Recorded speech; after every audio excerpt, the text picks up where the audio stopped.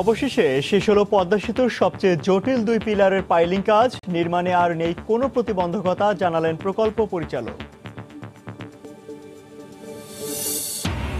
পহেলা বৈশাখের আগে দেশ জুড়ে সাজ সাজ ড্রপ, বিপণী বিতানগুলোতে পোশাক কেনার ধুম। মঙ্গল শোভাযাত্রা সহ লোকজ আচার অনুষ্ঠানের প্রস্তুতি। এবং 737 ম্যাক্স মডেলের বিমানের সফটওয়্যার উন্নয়নের অর্ধেকের বেশি কাজ শেষ, জানালো বোয়িং। একের পর এক দুর্ঘটনায় ভাবমূর্তি সংকটে প্রতিষ্ঠানটি।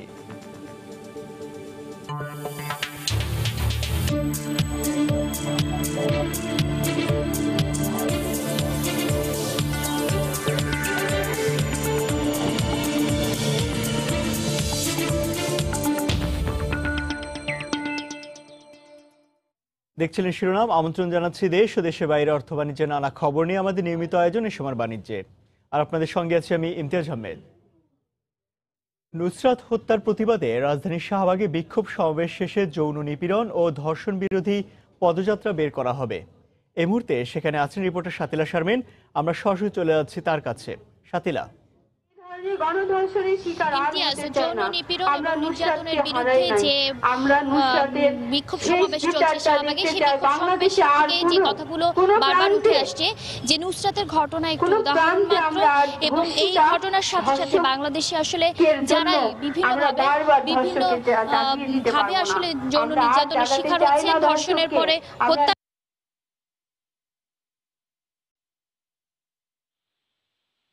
যেমন একটু পানির জন্য ছটফট করেছে, যে পানীয়কে না দিয়ে বাঁচতে চাই, ঠিক সেভাবে হসপিটালে রেখে বাঁচতে চাই।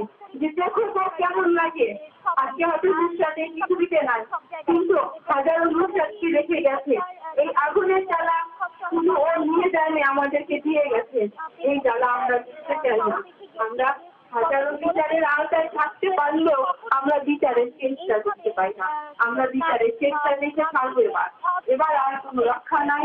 মাননীয় প্রধানমন্ত্রী, আপনার সুনিশ্চিত চাই আমরা আর ঘরের নারী ঘরে থাকতে চাই, বাইরে সুস্থভাবে থাকতে চাই।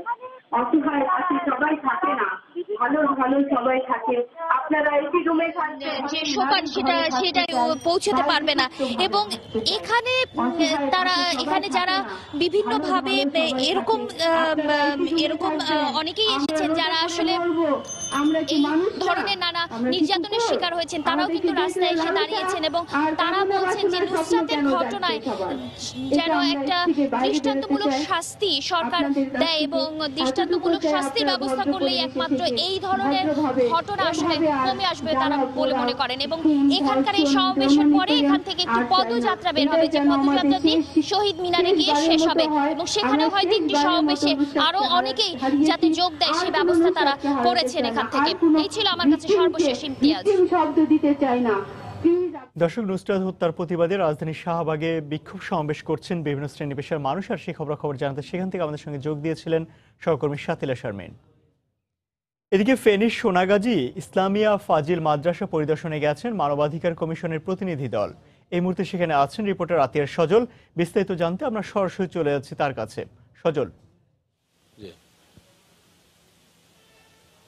যে যেমনটা বলছিলেন যে আপনি দেখতে পাচ্ছেন আমি এখন রয়েছে সোনাগাজী উপজেলার সেই ইসলামিয়া ফাজিল দাখিল ফাজিল মাদ্রাসাটা, যে মাদ্রাসাটাতে গত 6 তারিখে নুসরাত জাহান রাফিকে নৃশংসভাবে আগুনে ঝলসে দেওয়া হয়েছিল, এবং যার আগুনের যে তীব্রতা নিয়ে গত পরশু রাতে ঢাকা মেডিকেল কলেজের বার্ন ইউনিটে সে শেষ নিঃশ্বাস ত্যাগ করে, এবং গতকালকে সেই রাফিকে তার যে গ্রামের বাড়ি রয়েছে উত্তর যে মজেশপুর গ্রামে, চরচান্দিয়া গ্রামে, সেখানে তাকে সমাহিত করা হয়। এবং এই ঘটনার তদন্তে জাতীয় মানবাধিকার কমিশন থেকে ঢাকা থেকে একটি প্রতিনিধি দল এসেছে, 2 সদস্য বিশিষ্ট। সেটা হচ্ছে আল মাহমুদ ফায়দুল কবির নামে পরিচালক, যিনি রয়েছেন অভিযোগ তদন্ত, এবং এম রবিউল ইসলাম উপপরিচালক। এই 2 সদস্য বিশিষ্ট যে মানবাধিকার কমিশনের প্রতিনিধি দলটি এই মাদ্রাসাটিতে এসেছে। আমরা দেখেছি যে তারা হয়তো বিভিন্ন এই সংশ্লিষ্ট যারা রয়েছেন তাদের সাথে কথা বলবে, হয়তো রাফির যে যারা ক্লাসমেট রয়েছেন, যারা সহপাঠী রয়েছেন, তাদের অনেকের সাথে হয়তো কথা বলবেন।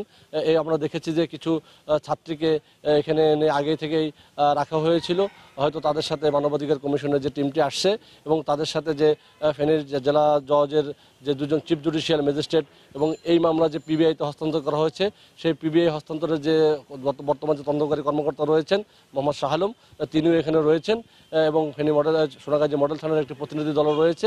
তারা এখান থেকে এসে এখন দেখছেন যে ভিতরে সেই দুর্দার বৈঠক চলছে, সংশ্লিষ্ট সকল শিক্ষক এবং সবার সাথে আলোচনা চলছে। এই আলোচনা শেষে তারা পরবর্তী হয়তো যেখানে ঘটনাটি ঘটেছিল যে পাশের সাইক্লোন সেন্টারের 3য় তলার সেই ছাদে হয়তো সেখানেও যেতে পারে এবং এরপরে তারা আমাদেরকে সাথে তাদের যে তদন্ত অগ্রগতি বা কোন বিষয় কি যারা আসছে আমাদেরকে আনুষ্ঠানিকভাবে জানাবে। এই ছিল এখানকার সর্বশেষ অবস্থা। দর্শক, ফেনীর সোনাগাজী ইসলামিয়া ফাজিল মাদ্রাসা পরিদর্শনে গেছেন মানবাধিকার কমিশনের প্রতিনিধি দল। আর সেই খবর জানাতে সেখান থেকে আমাদের সঙ্গে যোগ দিয়েছিলেন সহকর্মী আতিয়ার সজল। 4 দিনের রাষ্ট্রীয় সফরে বাংলাদেশে পৌঁছেছেন ভুটানের প্রধানমন্ত্রী ডাক্তার লোটে শেরিং। সকালে হজরত শাহজালাল আন্তর্জাতিক বিমানবন্দরে তাকে অভ্যর্থনা জানান প্রধানমন্ত্রী শেখ হাসিনা। দুপুরে ধানমন্ডি 32 নম্বরে বঙ্গবন্ধুর প্রতিকৃতিতে ও পরে সাভারের জাতীয় স্মৃতিসৌধে ফুল দিয়ে শ্রদ্ধা জানাবেন ভুটানের প্রধানমন্ত্রী। এরপর বাড়িধারায় ভুটান দূতাবাসে যাওয়ার কথা রয়েছে তার। পরে পররাষ্ট্রমন্ত্রীর সঙ্গে বৈঠক করবেন তিনি। আগামীকাল দুদেশের সরকার প্রধানদের মধ্যে দ্বিপক্ষীয় বৈঠক অনুষ্ঠিত হওয়ার কথা রয়েছে। বৈঠকে বাংলাদেশে অভ্যন্তরীণ নৌপথ ব্যবহার করে ভুটানের বাণিজ্য সুবিধার পাশাপাশি কৃষি ও স্বাস্থ্য খাতে কয়েকটি চুক্তি সই হতে পারে। পহেলা বৈশাখে বঙ্গবন্ধু আন্তর্জাতিক সম্মেলন কেন্দ্রে সুরের ধারার অনুষ্ঠানে উপস্থিত থাকবেন ভুটানের প্রধানমন্ত্রী।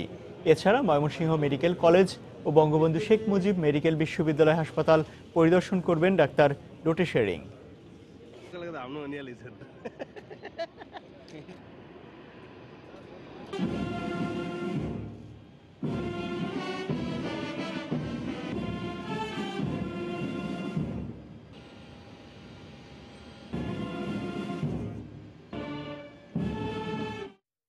অবশেষে শেষ হয়েছে পদ্মা সেতুর সবচেয়ে জটিল 2 পিলারের পাইলিংয়ের কাজ। চলতি সপ্তাহে এই 6 ও 7 নম্বর পিলারের পাইলিং সম্পন্ন করার মধ্য দিয়ে সেতুর কাজে আর কোনো জটিলতা রইল না বলে জানিয়েছেন প্রকল্প পরিচালক। আসন্ন বর্ষা মৌসুমের আগেই এখানে পিলারের কাজও শতভাগ শেষ হবে বলে আশাবাদী তারা। সাইফুল ইসলামের ছবিতে রিপোর্টার এহসান জুয়েলের। পদ্মা সেতুর সব জটিলতা ছিল মাওয়া প্রান্তেই। জাজিরা প্রান্তে বিশেষ চ্যানেলে কাজ করা গেলেও মাওয়ার মূল নদীতে সব মৌসুমেই থাকে স্রোত, কখনো কম কখনো বেশি। পরিকল্পনা মাফিক মাওয়ার 6 নম্বর পিলারটিকে প্রথম দৃশ্যমান করার লক্ষ্যেই শুরু হয়েছিল পদ্মা সেতুর কাজ, কিন্তু বিধিবাম 42টি পিলারের মধ্যে 6 এবং 7 নম্বর পিলার তৈরি করতে গিয়ে মুখোমুখি হতে হলো নদীর তলদেশের মাটির গঠনগত জটিলতার। ফলে বন্ধ করে দিতে হয় এর আশপাশের আরও 11টি পিলারের কাজও। সমাধানে কাজ করেছে দেশি বিদেশি 6টি বিশেষজ্ঞ প্রতিষ্ঠান, তাও সময় লেগেছে 1.5 বছরের বেশি। সংশোধিত নতুন নকশায় দৈর্ঘ্য 124 মিটার রেখেই 6টির জায়গায় 7টি করে খুঁটি বসানোর সিদ্ধান্ত নেওয়া হয়। এই পদ্ধতিতে গত বছর নভেম্বর মাসে আবার শুরু হয় কাজ। তবে তাতেও কাজ হয়নি 6 ও 7 নম্বর পিলার সংক্রান্ত জটিলতার। অন্য পিলারে এই পদ্ধতি কাজ করলেও এই দুটি পিলারের খুঁটিগুলোর গায়ে আলাদা করে ট্যাম বসাতে হয়। বিশ্বের বিভিন্ন দেশে ইতোপূর্বে ট্যাম বসানো হলো, স্টিলের খুঁটিতে ট্যাম বসানোর প্রয়াস এই প্রথম। কিছুটা সংশয় ছিল শেষ পর্যন্ত কাজ হবে তো, সেটা হওয়ার মধ্য দিয়ে হাত ছেড়ে বাঁচলেন সংশ্লিষ্টরা। শতভাগ সমাধান ডিজাইন দিয়ে দেওয়া হয়েছে, যে ডিজাইনের ভিত্তি করে তারা কাজটা করবে। সুতরাং আর এখানে আর ডিজাইনারের তেমন কিছু করার নেই। এখন কনস্ট্রাকশনের প্ল্যানিং এবং কনস্ট্রাকশনটা কত কুইকলি করে যেতে পারে। বর্ষার আগে পাইলগুলো শেষ করবো, এই আমাদের একদম মূল নদীর কোনো পাইল থাকবে না ইনশাল্লাহ বর্ষার আগে। আমরা মে মাসের মধ্যেই মূল নদীর পাইলগুলো শেষ করতে চাচ্ছি। সেতুর 42টি পিলারের মোট 274টি খুঁটির মধ্যে এই পর্যন্ত শেষ হয়েছে 247টির কাজ। পদ্মার সবচেয়ে জটিল ও ঝামেলার পিলার বলা হয় এই 6 ও 7 নম্বর পিলারকে। মাওয়া প্রান্তের 2, 3, 4, 5 নম্বর পিলারের কাজ হলো 6 নম্বর পিলারের জটিলতার কারণে 1 নম্বর মডিউলে কাজ ধরা যায়নি। একইভাবে 7 নম্বর পিলারের কারণে 2 নম্বর মডিউলের কাজও থমকে আছে। আর তাই স্প্যান বসানো হচ্ছে 3 নম্বর মডিউলে। কিন্তু এখন এই 6 ও 7 নম্বর পিলারের জটিলতা অবসান হওয়ার পর দ্রুতই এই দুটি মডিউলও কাজ এগিয়ে নেওয়ার ব্যাপারে আশাবাদী প্রকল্প সংশ্লিষ্টরা। এহসান জুয়েল, সময় সংবাদ, মাওয়া, মুন্সিগঞ্জ। পহেলা বৈশাখ বরণ করতে প্রস্তুত সারা দেশ। নববর্ষের প্রস্তুতির খবর জানাতে এই মুহূর্তে রমনা বটমূলে আছেন রিপোর্টার ফয়সাল মোর্শেদ। আমরা সরাসরি চলে আছি তার কাছে। ফয়সাল। ইমতিয়াজ, পুরনো বছরের বিদায়ের সুরে নতুন বছরের আগমনী তান। পহেলা বৈশাখ আসতে বাকি আর মাত্র একটা দিন। নতুন বছর 1426 বরণে পুরো জাতি প্রায় প্রস্তুতি সম্পন্ন করে ফেলেছে। এই মুহূর্তে আমি রয়েছি রমনার বটমূলে, যেখান থেকে এবার 52তম বছরের মতো নতুন বছরকে আবাহন করা হবে গানে গানে সুরে সুরে, এবং সেই প্রস্তুতি চলছে ছায়ানটের, যেটা প্রতি বছরই তারা করে থাকেন। এবং এছাড়াও এখানকার নিরাপত্তা ব্যবস্থার কথা একটু বলে রাখি। র্যাবের পক্ষ থেকে এবং আইনশৃঙ্খলা বাহিনীর অন্য যেসব শাখাগুলো রয়েছে সব শাখার পক্ষ থেকে এখানে নিশ্চিত নিরাপত্তা ব্যবস্থা জোরদার করা হয়েছে। আমরা ওয়াচ টাওয়ার দেখেছি, ডগ স্কোয়াড একটু আগে এখানে চষে বেরিয়েছে। এখানকার নিরাপত্তা ব্যবস্থা তারা পর্যবেক্ষণ করেছে। এছাড়া আমরা সিসিটিভি ক্যামেরার বিপুল পরিমাণ উপস্থিতি দেখতে পাচ্ছি। ছায়ানটের যে আয়োজন সেটা সম্পর্কে বলে রেখে 52তম বারের মতো তারা পহেলা বৈশাখের ভোরে এখানে গানে গানে নতুন বছরকে আবাহন করবে, এবং পুরনো বছরে যে সকল অপ্রাপ্তি রয়েছে, অজ্ঞানতা রয়েছে, অন্ধকার রয়েছে, আমাদের যেসব ঘাটতিগুলো রয়েছে সব ঘাটতি যাতে পূরণ হয়, সকল অপ্রাপ্তি যাতে প্রাপ্তিতে পরিণত হয়, এবং যে ধরনের এখনো ঘাটতিগুলো রয়েছে সেই ঘাটতিগুলো যাতে পূরণ হয় সেই প্রত্যাশার কথাই তারা বলছেন। তারা বলছেন যে আয়োজন তারা করবেন সেই আয়োজনের প্রস্তুতি এখন প্রায় শেষের দিকে, যেহেতু এখনো আগামীকালকে দিনও বাকি রয়েছে, এখনো বেশ খানিকটা সময় তাদের হাতে রয়েছে, এবং শেষ মুহূর্তে তারা সেই প্রস্তুতি সম্পন্ন করবেন বলে তারা আমাদেরকে জানিয়েছেন।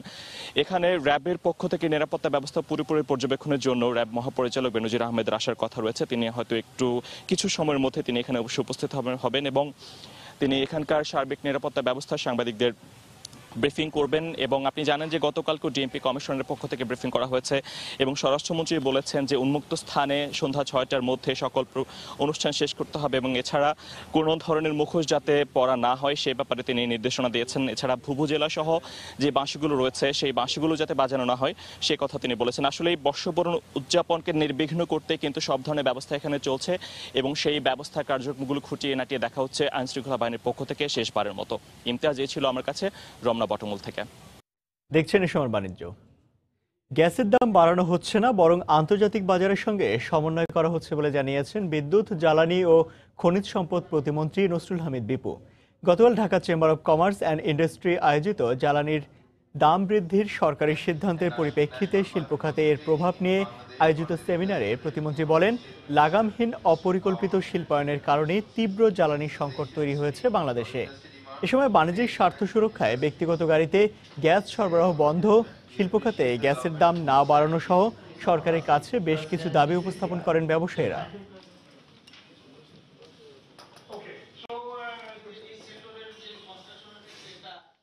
গ্যাসের দাম বাড়বে, কি প্রাইস হবে সেই ইন্ডিকেশন আমরা দিয়েছি। বিজিএমই, ফেডারেশন সবাইকে আমরা বলছি সমন্বয় করছি। আমরা এই সমন্বয় চলবে এই কারণে ভর্তুকির থেকে তো একটা সময় বেরোতে হবে, তো 5 থেকে 6টা বছর আমরা লাগবে। এখন হয়তো আপনাদের কমফোর্ট জোনে কিছু আঘাত আসবে। আপনারা যদি মনে করেন আমাদের দাম বেশি পড়ে গেছে, আপনি নিজেরা এনে ফ্যাক্টরি চালান, আমি কালকে পারমিশন দিয়ে দিই। সমস্ত গাছপালা কাইটা আশুলিয়ারে আপনারা গার্মেন্টস জোন বানায় ফেলেছে। এখন নির্বিচ্ছিন্ন বিদ্যুৎ চান, নির্বিচ্ছিন্ন গ্যাস চান। এসিআই পিওর আটা মাতৃভাষায় মা পুরস্কার বিতরণী অনুষ্ঠিত হয়েছে। রাজধানীর তেজগাঁওয়ে গতকাল এসিআই কনফারেন্স সেন্টারে এক অনুষ্ঠানের আয়োজন করা হয়। অনুষ্ঠানের মূল বিষয় ছিল মাকে নিয়ে সৃজনশীল লেখা প্রতিযোগিতা। দেশের 7 বিভাগের 200টিরও বেশি স্কুলের চতুর্থ ও পঞ্চম শ্রেণীর প্রায় 50,000 শিক্ষার্থী এই প্রতিযোগিতায় অংশ নেয়।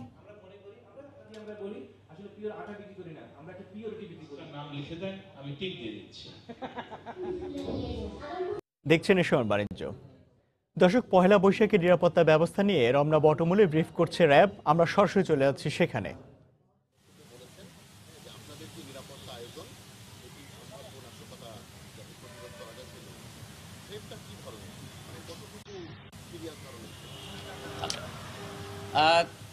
নির্দিষ্ট কোনো কিন্তু আমাদের ইন্ডিকেশন নেই, কাজেই আমি আশ্বস্ত করতে চাই যে আমরা নিরাপদেই এই অনুষ্ঠান আয়োজন করতে পারবো দেশব্যাপী যে কোনো জায়গায়, এবং আমরা সর্বদা প্রস্তুত আছি যে কোনো ধরনের নাশকতা রোধ করার জন্য।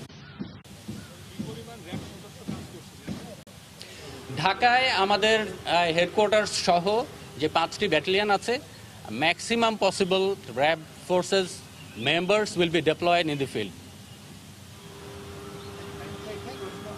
জি। জি।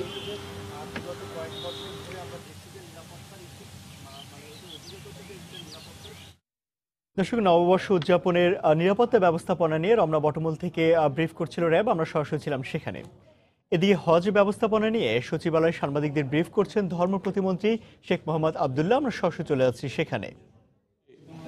যার বিনিময়ে মাননীয় প্রধানমন্ত্রী একটা বিব্রতকর পজিশনে পড়তে পারেন, বাংলাদেশের নতুন সরকার একটা বিব্রতকর অবস্থায় পড়ে যেতে পারে, এইটাকে মাথায় রেখে আমরা চ্যালেঞ্জ হিসাবে আমাদের ধর্ম মন্ত্রণালয় এবং স্বরাষ্ট্র মন্ত্রণালয় যৌথভাবে এই কাজটি মোকাবেলা করার জন্যে আমরা দীর্ঘদিন মেহনত করছি। আমি এই সাথে কিন্তু এই কারণে এই কথা বলার আগে আমার অন্তরের অন্তঃস্থল থেকে শ্রদ্ধার সাথে ধন্যবাদ জানাই আমার প্রিয় সকল স্তরের সাংবাদিক ভাই বোনদের কাছে। আমার যখন ওই সময় কথাবার্তা হয়, প্রতিদিনই আপনাদের সঙ্গে আমার মত বিনিময় করার প্রয়োজন ছিল, সুযোগ ছিল, এবং আমি আপনাদের কাছে আহ্বান করছিলাম যে আমাদের এই বিষয়টা কিন্তু রাজনৈতিক না, কোনো ব্যক্তিকেন্দ্রিক না, এইটা বাংলাদেশের মুসলমানদের ঐতিহ্যের ব্যাপার। মুসলমান বলতে নয়, বাংলাদেশের টোটাল ঐতিহ্যের ব্যাপার। দর্শক, হজ ব্যবস্থাপনা নিয়ে সচিবালয় সাংবাদিকদের ব্রিফ করছেন ধর্ম প্রতিমন্ত্রী, আমরা সরাসরি ছিলাম সেখানে। এ সময় বাণিজ্যের শীর্ষ সংবাদগুলো জানিয়ে দিচ্ছে আরেকবার। অবশেষে শেষ হলো পদ্মা সেতুর সবচেয়ে জটিল 2 পিলারের পাইলিং কাজ। নির্মাণে আর নেই কোনো জটিলতা, জানালেন প্রকল্প পরিচালক। পহেলা বৈশাখের আগে দেশ জুড়ে সাজ রব, বিপণী বিতানগুলোতে পোশাক কেনার ধুম। রমনা বটমূলে চলছে শেষ মুহূর্তের প্রস্তুতি।